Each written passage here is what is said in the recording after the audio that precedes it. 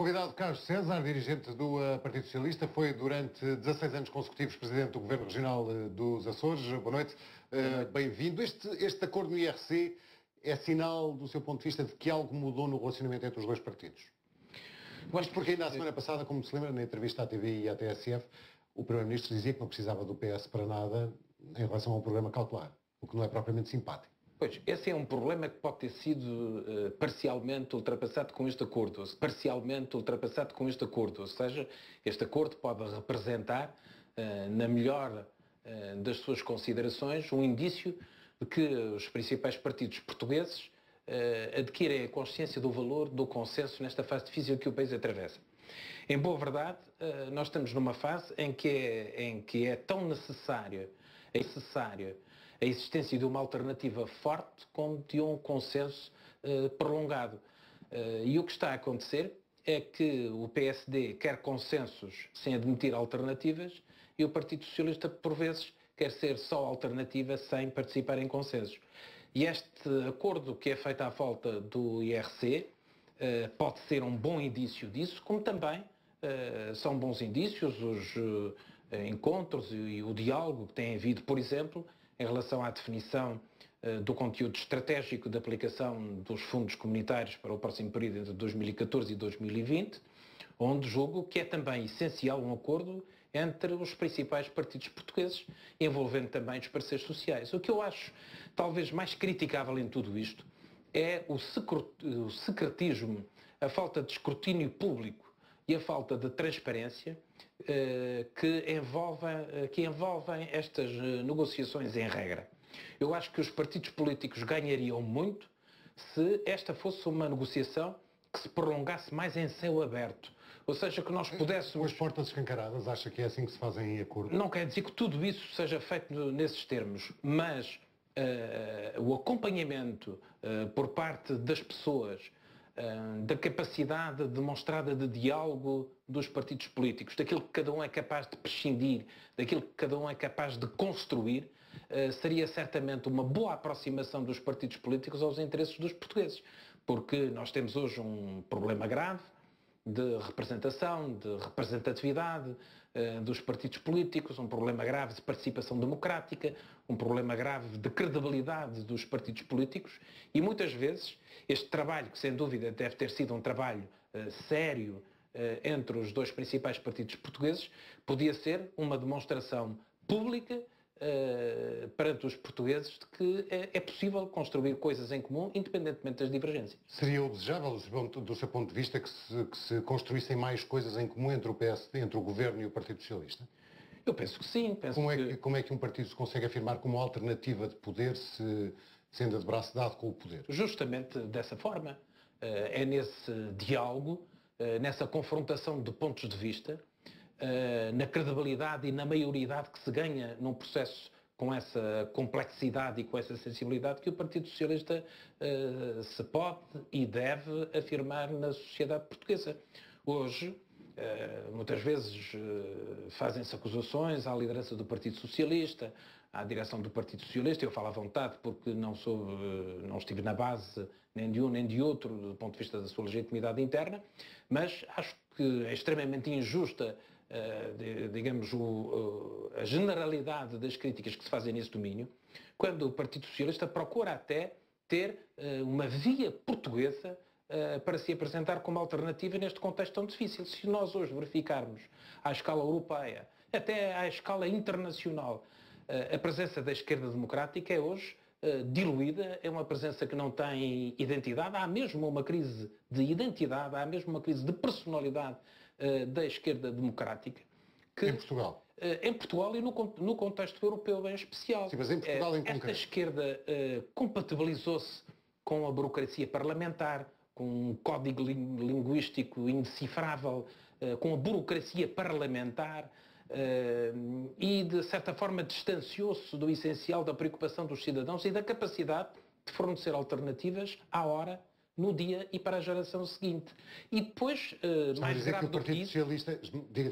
Mais grave do que isso, esta esquerda democrática, particularmente a partir daquilo que mais a inquietou, que foi a terceira via, então sobretudo com Blair, esta esquerda democrática teve um comprometimento fatal e terrível para os partidos socialistas e sociais-democratas com a ideia de que era preciso consentir e estimular um grau e uma intensidade determinada de injustiças sociais para que pudesse ocorrer crescimento económico e desenvolvimento.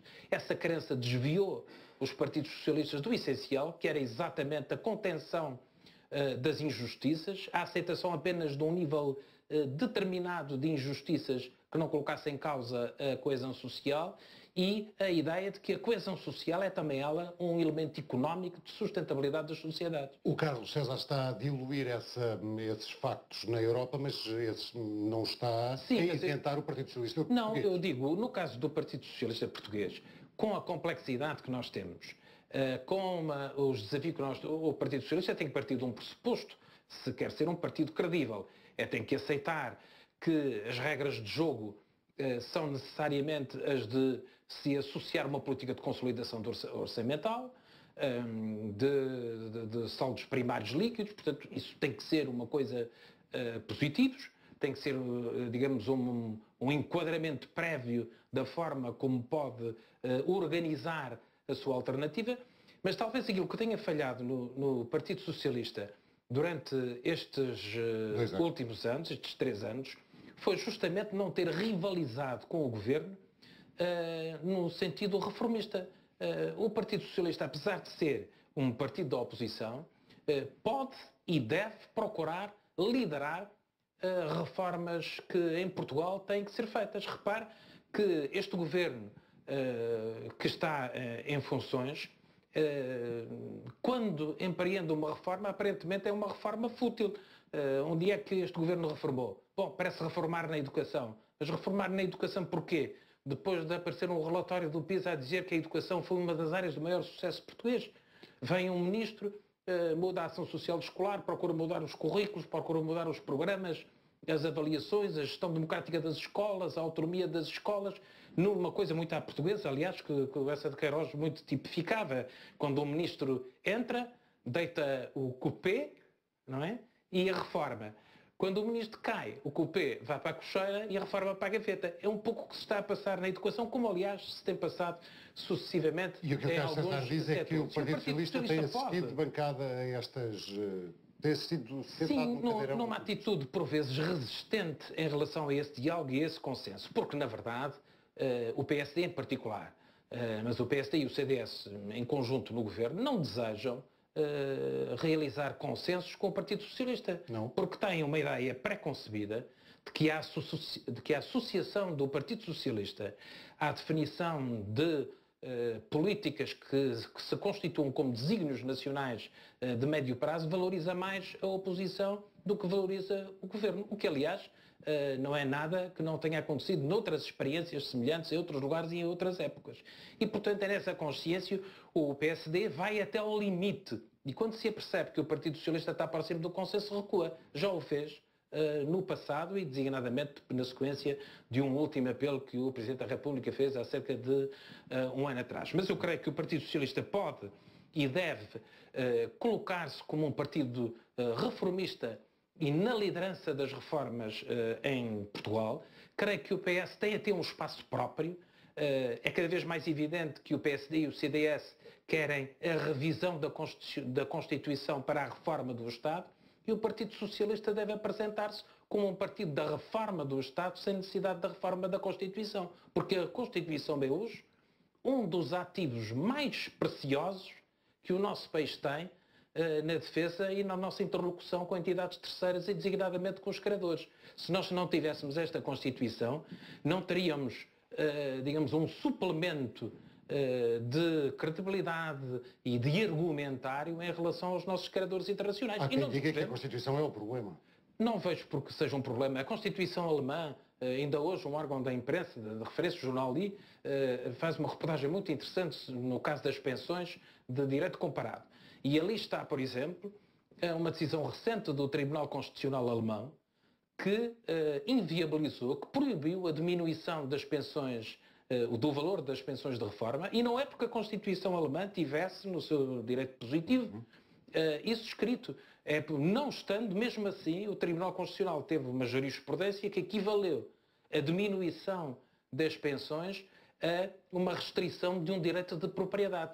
Ou seja, considerou o valor das pensões, adquiridas, evidentemente, pelas prestações contribuintes ao longo da vida, como um direito inalienável das pessoas. Bom, isso não aconteceu um drama, não foi considerado um bloqueio ao país. Ou seja, acha que o Partido Socialista tem tido falta de iniciativa?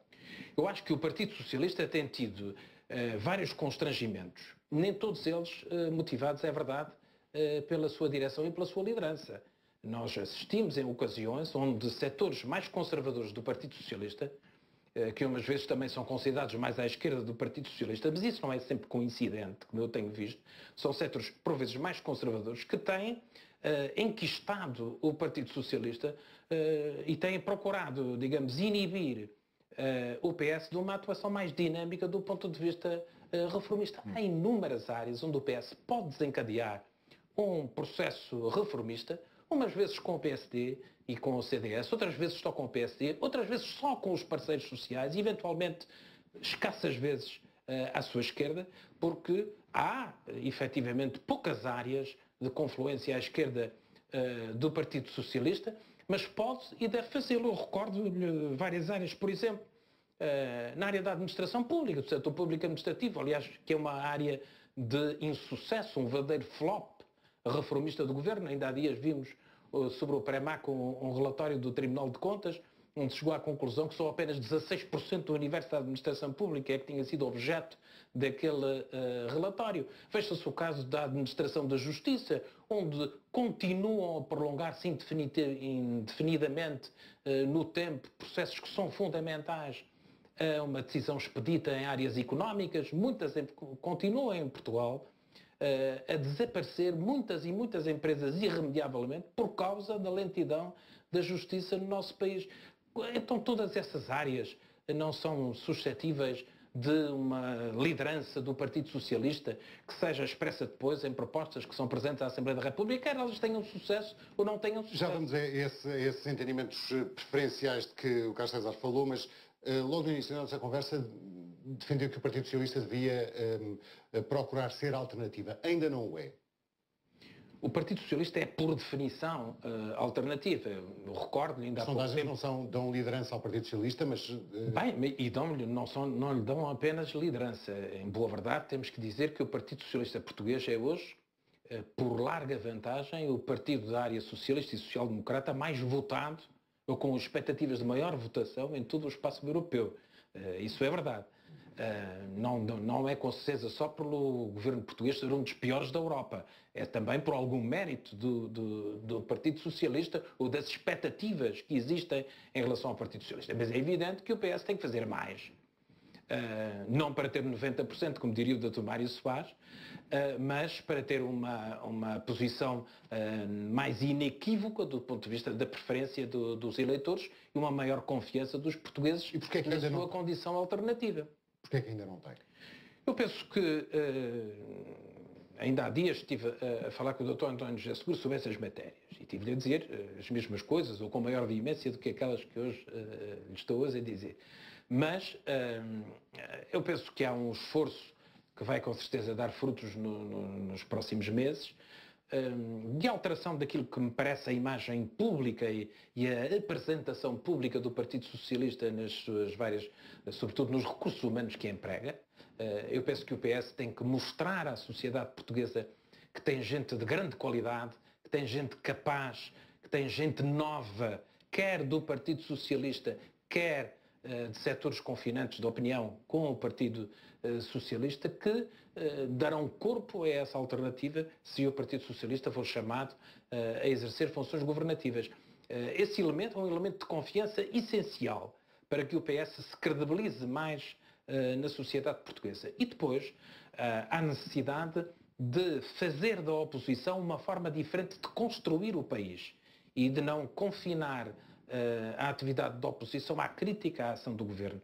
Esse é um trabalho difícil, é certo, mas é nessa dificuldade que os partidos se valorizam. E, em boa verdade, nenhum outro país o faz, nenhum outro partido o faz na sociedade portuguesa. O Partido Comunista é um partido de negação, o Bloco de Esquerda é o mesmo numa versão mais aristocrática e o que resta é, pelos vistos, a constituição de um novo partido, que é uma espécie de partido de pessoas livres de outros partidos e que que reserva para si uma função estranha, que é ser uma espécie de clipe dos partidos da esquerda.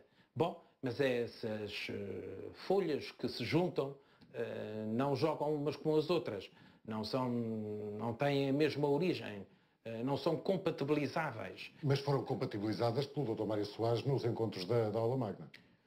Não parece que isso tenha sido bem assim. Não. O que acontece é que várias pessoas estiveram no mesmo espaço a fazer discursos que só eram semelhantes na crítica ao governo, mas que nunca poderiam ser semelhantes nas políticas alternativas.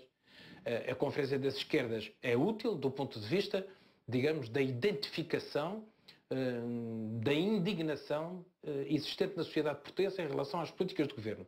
Pode até ser útil na construção de uma maioria presidencial à esquerda, mas para além disso, a Conferência das Esquerdas não representa um contributo que seja excepcionalmente relevante do ponto de vista de uma alternativa de governo. Mas essas iniciativas surgem porque essas pessoas não se revêem na atual esquerda, não se revêem no Partido Socialista. Há uma lacuna do Partido Socialista que não consegue cativar esses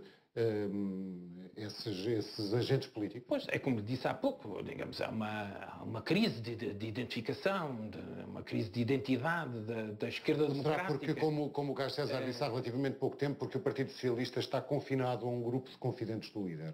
Eu não disse exatamente assim. Disse isso num determinado contexto. Ou seja, disse isso até numa frase negativa. Disse que o Partido Socialista não pode ser um partido confinado a um grupo de confidentes do líder. Ou seja, deve ser, como eu disse, um partido com a capacidade de expansão, de acolhimento de setores intelectuais, empreendedores, universitários, um partido capaz de estabelecer uma interação muito forte com os parceiros sociais. Eu ouço, por vezes, representantes de organizações patronais que têm um discurso que eu entendo como muito semelhante àquele que eu teria se tivesse funções de direção ou liderança no Partido Socialista, porque aquilo faz parte da aspiração dos portugueses e da dimensão alternativa que o Partido Socialista devia reservar para si. Se o Partido Socialista estiver quieto, mais tarde ou mais cedo, o poder cai no colo de António José Seguro.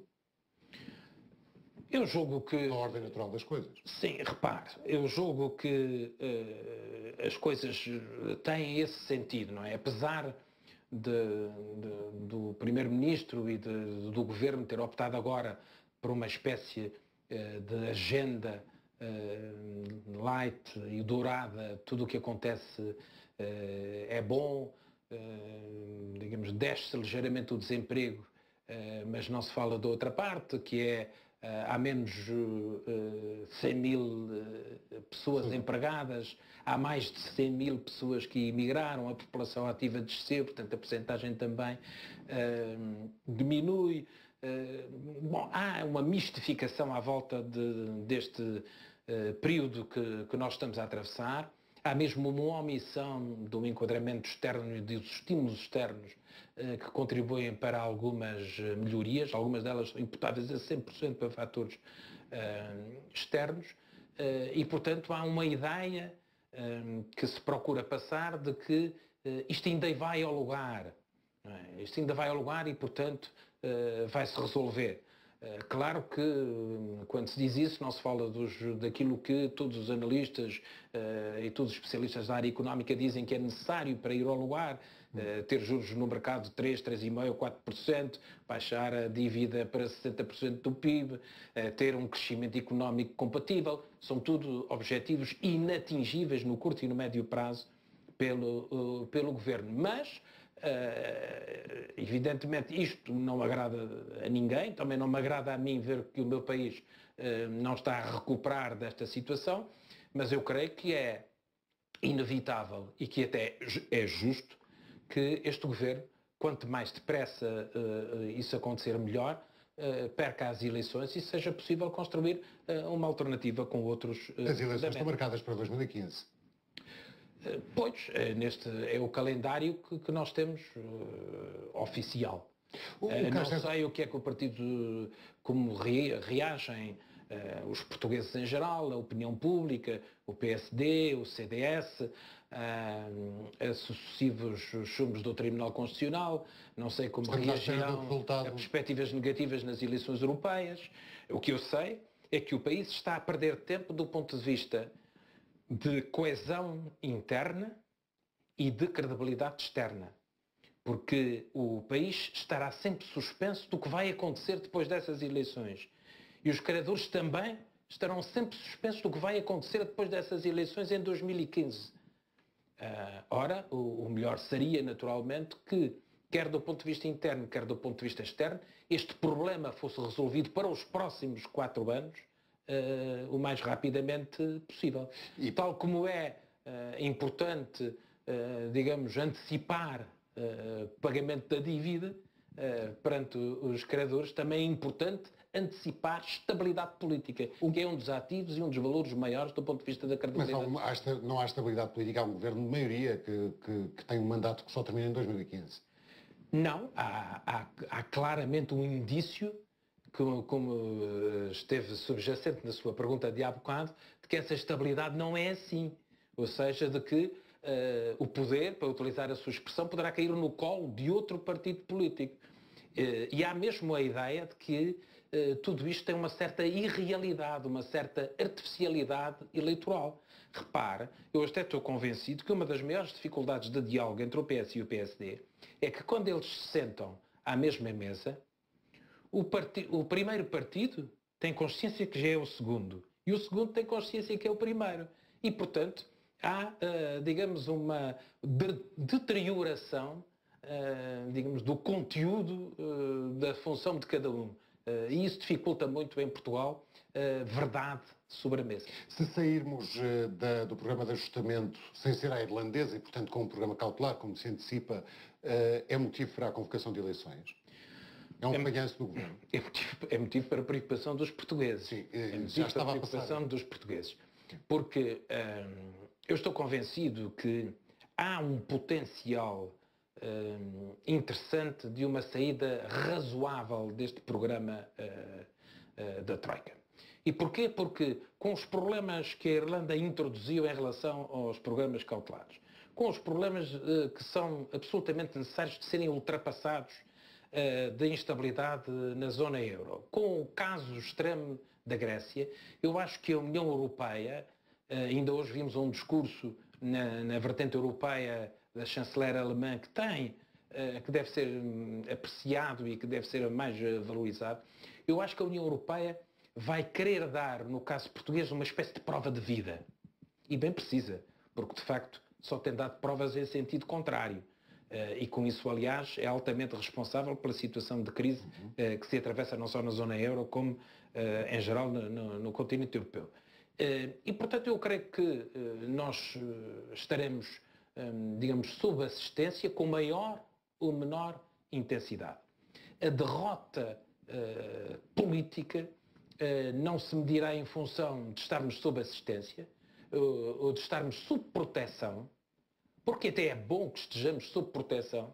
Nós não podemos invocar a ideia de que queremos uma Europa unida politicamente, financeiramente, uma união bancária, uma união económica, uma união institucional, uma união para a defesa, uma união para a segurança, e depois não estarmos incluídos nesse sistema de coesão, que no fundo é um sistema de proteção mútua.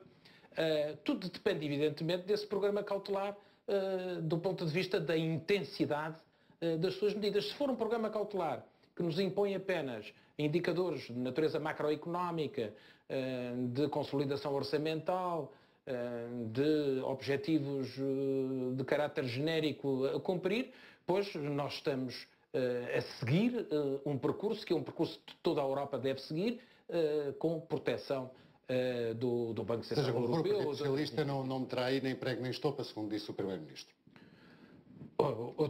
Outro caso que evidencia bem a postura de arrogância do PSD nesse domínio. Eu creio que há toda a vantagem, nessa como noutras áreas, mas particularmente nessa área, que haja um acordo com o Partido Socialista. E eu não compreendo também como é que, não se conhecendo segundo o Governo, nada à volta de um programa, sabe-se quanto tempo demora esse programa, quanto tempo estará em vigor esse programa. É no mínimo estranho. Eu não acho nada estranho que o Governo esteja a conversar com as instituições europeias sobre este programa. Acharia estranho é que não estivesse. É que não estivesse. Agora, eu acho que há matérias, que sendo matérias de Estado até podiam ter nesta circunstância alguma reserva, porque envolvem terceiros, envolve as instituições credoras e os credores institucionais, e outros credores institucionais que poderão ficar fora disso, mas eu acho indispensável que um partido no qual pode cair no colo o Governo, quando o tiver no colo, saiba de quem é. Já percebi que o seu aliado, o aliado preferencial do seu ponto de vista para o Partido Socialista depois das eleições seria o próprio PSD. Isso é viável? Um governo de Bloco Central? Isso não tem... Depois tem logo... Eu não vivo obcecado com essa ideia. Não, mas está a pensar no Até futuro. vivo um pouco contrariado com ela. Mas nós estamos perante, em primeiro lugar, um estado de necessidade e, em segundo lugar, perante uma realidade que é de que à esquerda do Partido Socialista há uma irredutibilidade que nos divorcia desse espaço. Há múltiplas experiências em áreas sectoriais e o discurso permanente desses partidos é um discurso anti-Partido Socialista. Aliás, o Partido Comunista mais facilmente arranja um aliado no PSD, numa autarquia local, do que o Partido Socialista. Portanto, há aqui uma ruptura que deve ser feita. O PS não é o PC, o PC apenas pretende uma negação constante. Evidentemente, isso tem um eleitorado, e um eleitorado significativo. Apenas dizer não e protestar é uma forma também de participar nesse contexto e até tem alguma utilidade e moderação para as outras partes, mas o Partido Socialista integra a parte construtiva deste processo e não encontra parceiros a esse nível à esquerda. É verdade que o Partido Social Democrata, tal como hoje é dirigido e com a orientação que tem, não é compatível com o Partido Socialista no governo. Mas o Partido Social Democrata, na esteira dos seus fundadores, na aproximação às suas origens social-democráticas, é um partido que pode, com o Partido Socialista, construir uma alternativa muito forte, muito vigorosa e muito mobilizadora dos portugueses. Com António José Seguro, mas sem Pedro Passos Coelho, presumo.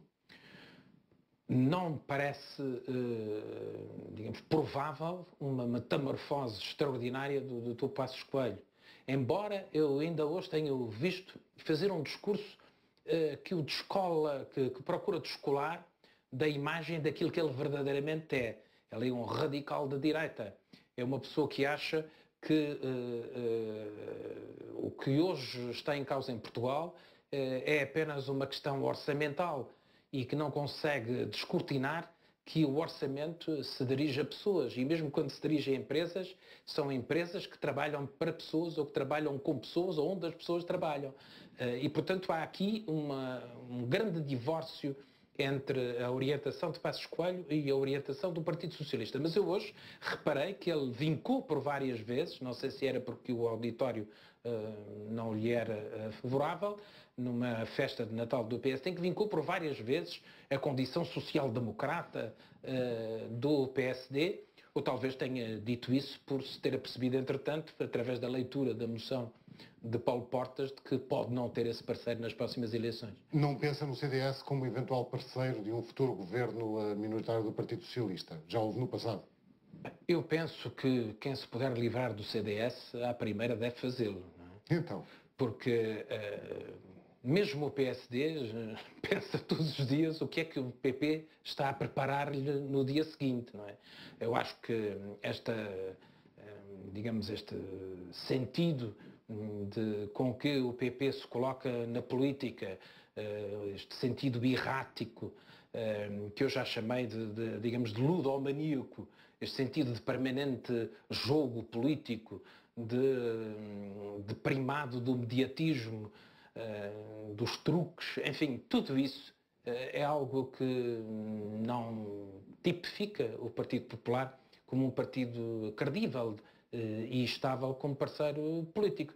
E eu creio que os portugueses também não gostarão disso. Os portugueses gostam cada vez menos de quem finge, cada vez menos de quem faz truques, de quem quer parecer o que não é, de quem faz gracinhas que não têm graça nenhuma.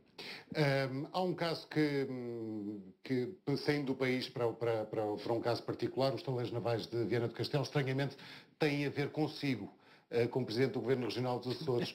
Foi convocado por uma comissão na Assembleia da República, porque, segundo se diz, uma decisão que tomou a propósito de um navio Atlântida teve implicações negativas para o estado em que estão os estaleiros navais de Viana do Castelo. Vai à Assembleia da República. Bem, eu gostava de dizer em primeiro lugar que eu acho, enfim... As pessoas encomendaram um navio e depois voltaram atrás. Pois, mas eu acho muito curiosa este pedido de audição, porque eu nunca integrei a tutela política dos estaleiros navais de Viana do Castelo, eu nunca fui administrador dos estaleiros de Viana do Castelo, e tudo indica que o que aconteceu aos estaleiros de Viana do Castelo se deveu a maior ou menor percentagem ou às sucessivas tutelas governamentais que teve ou às suas sucessivas administrações e não aos seus sucessivos clientes. Portanto, no caso dos estaleiros, há o incumprimento do caderno de encargos e de um programa de concurso que determinava os termos em que a região autónoma dos Açores devia receber um navio que tinha encomendado. Basicamente, tinha sido a encomenda de um navio com uma velocidade inferior a 19 nós, porque não podia ser mais 19 nós, senão isso implicava uma outra classificação de segurança e encargos mais elevados na sua construção, e abaixo dos 18 nós, esse navio não seria aceito. Portanto, nós estávamos à procura de algo que se aproximasse dos 19 nós e íamos receber algo que, que andava à volta dos 16,5. Isso, para as pessoas mais incautas, pode não ter grande importância, mas a verdade é que tudo isso estava projetado, de acordo com a experiência consolidada nos Açores, que permitia que esse navio fizesse uma rotação em determinadas ilhas, com um determinado nível de custos associados, sem necessidade de pernoita, sem necessidade de segunda tripulação, com abastecimentos apenas em algumas ilhas, etc. E isso já saía fora desses trâmites. E, portanto, nós não podíamos, como qualquer cidadão compreende, quando nós vamos a um lugar, encomendamos um produto. E depois mandamos para casa outro produto diferente, por dizerem, por exemplo, olha, não tínhamos e mandamos este. E nós devolvemos, dizemos assim, não era este que eu queria era outro. Se não tem, paciência. Bom, basicamente foi o que aconteceu. Além disso, nem sequer houve uma rescisão unilateral, porque isso também é permanentemente omitido. Não houve uma rescisão unilateral por parte da empresa açoriana. Houve sim um acordo, foi por mútuo acordo que esse negócio foi dado por fim. Ou seja, por um lado, os estaleiros não cumpriram com o caderno de encargos e com o programa de concurso. Por outro lado, em relação ao segundo navio, também não cumpriram com os prazos que estavam fixados, porque quando já deviam estar a entregar, ainda nem tinham cortado o aço, se bem me lembro, que era necessário para esse navio. E depois há aqui um problema de que se procura fazer bote expiatório os Açores.